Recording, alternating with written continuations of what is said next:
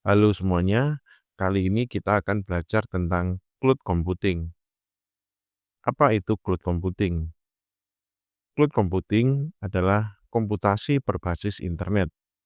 Jadi, kalian membutuhkan koneksi internet untuk mengaksesnya. Menyediakan layanan seperti penyimpanan, server, database, jaringan, maupun software. Jadi, kalian disediakan berbagai macam pilihan layanan, ya. Yang ketiga ada akses data dan aplikasi dari mana saja, kapan aja, selama terhubung dengan internet. Jadi kalian bisa mengaksesnya di berbagai tempat dan kapanpun itu selama kalian bisa terhubung atau selama kalian terhubung dengan internet. Ciri khas dari cloud computing ada 5. 1. On-demand self-service. Pengguna bisa menggunakan layanan tanpa campur tangan penyedia. Maksudnya apa? Kalian sudah disuguhkan oleh berbagai menu eh, dari aplikasi yang mereka sediakan tanpa mereka campur tangan secara langsung. Jadi kalian dilayani oleh software mereka dan kalian melakukan layanan terhadap diri kalian sendiri atau self-service. Tinggal memilih fitur apa yang ingin kalian gunakan. Yang kedua, akses luas. Layanan dapat diakses dari berbagai perangkat.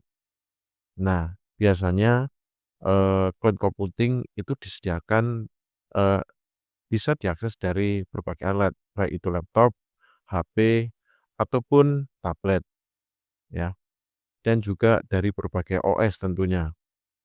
Yang ketiga ada resource pooling, sumber daya bersama antar pengguna. Jadi, di dalam suatu, hardware mereka, infrastruktur mereka itu, eee digunakan oleh beberapa pengguna sekaligus ya, namun tetap, eee, dijaga, dibatasi dari pengguna satu dan pengguna yang lain. Yang keempat ada elastisitas cepat, kapasitas dapat ditambah atau dikurang sesuai dengan kebutuhan. Ya, jadi, eee kalian bisa menambah infrastruktur ataupun hardware yang dibutuhkan, baik itu prosesor, RAM, media penyimpanan, ataupun software-nya, aplikasinya itu bisa eee, disesuaikan dengan kebutuhan kalian, baik ditambah maupun dikurangi.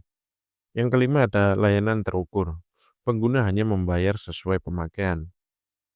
Eee,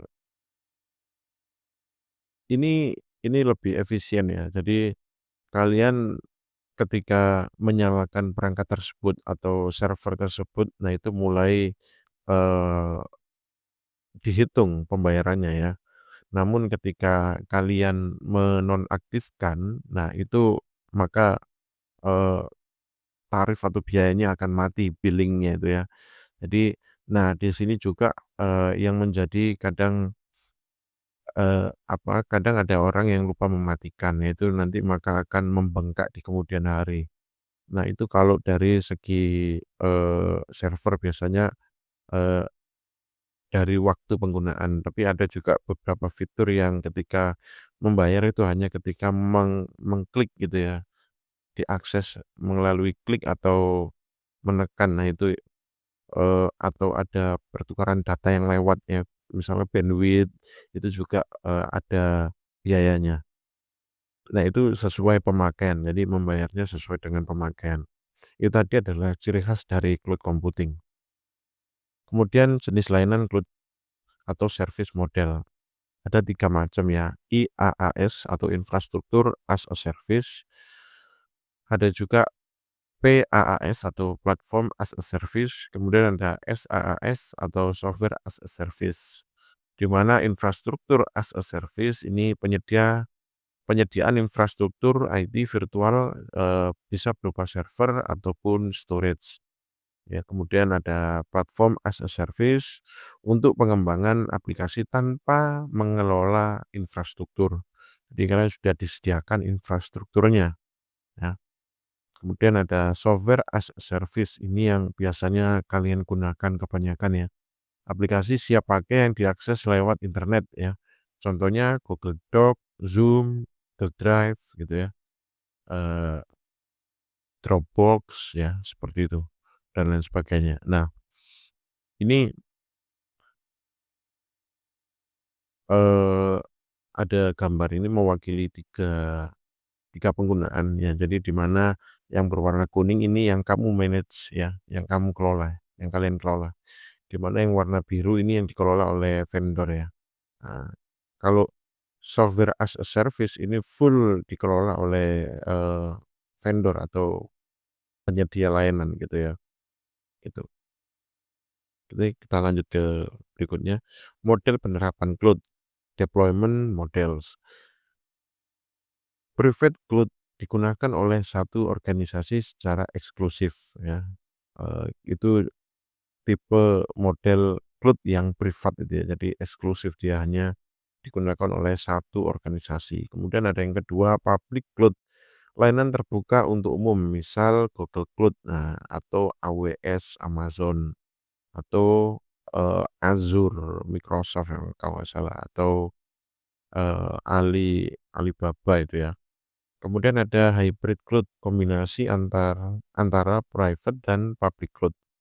Kemudian ada community cloud, dibagi oleh beberapa organisasi dengan kebutuhan serupa. Kelebihan cloud computing, hemat biaya tentunya, tidak perlu beli server sendiri. Skalabilitas mudah, sesuai dengan kebutuhan, eee, kamu bisa menambah RAM, ataupun mengurangi RAM, storage, prosesor, itu sesuai dengan kebutuhan, ya. Kemudian ada akses fleksibel, kapan saja dan di mana saja. Jadi tanpa perlu membawa, dalam bentuk fisik hardware CPU ataupun server ke suatu tempat, tanpa perlu seperti itu. Jadi, eee, itu sudah di, pusat vendornya sana ya, di luar negeri, kalian tinggal mengaksesnya menggunakan internet kapan aja dan di mana aja. Kemudian ada otomatisasi update dan backup. Jadi juga disediakan fitur update dan backup tentunya ya. Kemudian ada kolaborasi lebih mudah. Jadi, eee, ini biasanya yang bekerja secara tim, dari mana saja, dari daerah mana aja atau belahan dunia mana aja, nah itu bisa mengakses dalam satu waktu ya. Kemudian ada kekurangan cloud computing, tentunya ketergantungan pada koneksi internet. Kalau tempat kalian, ketika itu tidak ada koneksi internet, maka, susah ya, tidak bisa bekerja. Kemudian ada resiko keamanan dan privasi data. Nah ini, rentan juga karena, terhubung ke internet, jadi, eee, koneksinya secara terbuka, meskipun ada fitur keamanan, private, tetap saja menggunakan koneksi internet itu ada resikonya.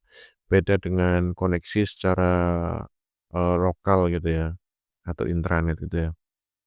Kemudian ada downtime jika penyedia layanan mengalami gangguan. Jadi kalau, vendor, provider, atau penyedia layanan kemudian, tanpa disadari atau kita minta, atau tiba-tiba ada gempa bumi, nah itu, ataupun listriknya mati, atau koneksi internetnya mati, kabelnya dimakan hiu gitu misalkan ya, di bawah laut. Nah itu ya downtime juga, pabriknya atau vendornya, tempat servernya mati ya, internetnya ya, dan lain sebagainya. Biaya bisa meningkat jika tidak dikontrol. Nah ini tadi yang saya sampaikan, kalau sampai lupa ya mematikan, servernya biasanya, atau mengontrol limitnya, nah itu juga nanti, bisa, membengkak biayanya ya, itu harus diwaspadai. Kemudian contoh layanan cloud populer. Nah ini ya, kalau di sini ya, Google Drive, Dropbox itu termasuk, eee, SaaS atau penyimpanan cloud ya, software as a service gitu ya, SaaS ya. Kemudian ada Microsoft Azure, Amazon Web Service atau Google Cloud itu termasuk IaaS atau infrastruktur as a service, dan termasuk PaaS ya atau platform as a service. Kemudian ada Canva, Zoom, Google Workspace ya, itu termasuk software as a service. Kemudian ada Heroku, ada Firebase, itu termasuk platform ya. Penerapan cloud di kehidupan nyata.